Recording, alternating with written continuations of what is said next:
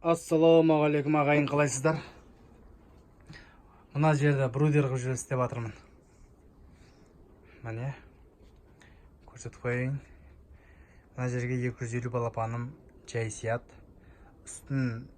Үстімен астын істеп қоям бүйтіп. Сол кезде үстін тазалаған кезде балапандарды астына жіберем.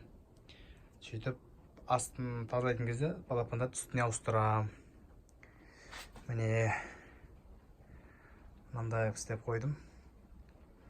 Астына мынау мебельдің несі, артындағы ДВП-сы.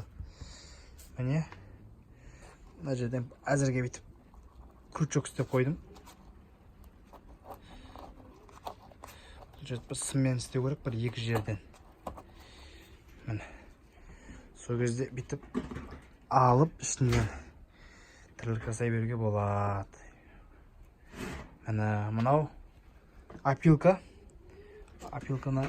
әкеліп есінеқті аңқып тұр, әдем болып. Опилканы сеуіп барлығын. Опилка бір жағынан дезинфекция істейді екен. Дезинфекция істейді екен. Сонда нелерінде естідім. Опилканың бір жақсылары бар екен сондай. Міне, мына жақтарын бақа тұрлап. Бір мына жерден бір шеге қағып тағы да екі жақтан қыстырып қойсам, ештеңе шықпайтындай тұрады. Міне. Одан айта кететін жағдай. Жаңадан бастайын деп сұрап жатқандар бар. Жас жігіттер, жас болса да бас болып. Сіздерге айтарым, жаңадай көшеден, неден, бір керек емес мебельдің заттары болса, алып жинай беріңіздер. Әйтеуір бір керек болады. Мынаны әпшем үйін көшкен кезде керек емес деп тастап жатыр екен мусорға. Сонымен әкел деп алып алғам. Міне, енді бір керегі тиді бұл заттың. Ана сөз бар еді атамның мұрнында, дүниені керек емес кезінде жина деп. Сол үшін осындай заттар көрсеңіздер, ағаштар көрсеңіздер, жинап алып үйге қоя беріңіздер бір жерге. Бір пайдасы тиіп қалады. Одан кейін не? Өскемен или Семей, ұмытып қалдым даже. Сояқтан ана заттарын заказ бердім осы брудердің. Ол жаңағы керамический лампа, одан кейін обдувной лампа, жел өрт тұратын, ыстық жел. Сосын кейін терморегулятор градуспенен. Алдыңғы бірінші балапан әкелген кездерімде мәссаған градусын қоя алмай, қайта кеп ұйқыдан қалған ем. Сол терморегулятормен қойып қоям, құдай қаласа. Өзі 37-те өшіп, 35-те қайтып қосылатын қылып. Міне, енді қазір ойластырып жатырмын ана неменен. Қай жағынан қоям, жаңағы лампыларды. Сол жағын қазір ұйымдастырып барлығын жасап қойсам. Құдай қаласа. Ол енді бір 10 күнде келеді ол. Суббота, воскресенье есептелмейді Қазпоштада.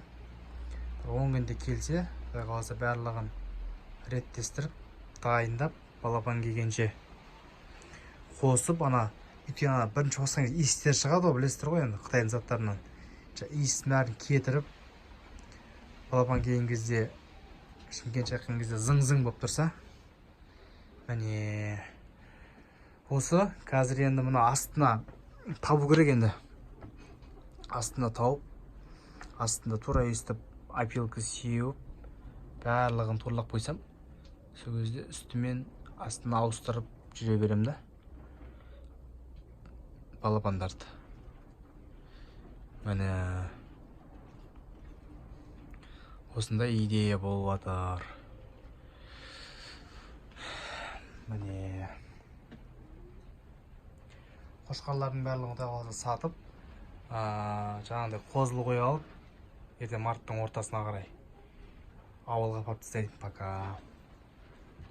Что-то уже күн көк шығып жатыр. Қойларым шөп жемей жатыр уже. Шөп жеу тоқтап қалды, жай болып қалды.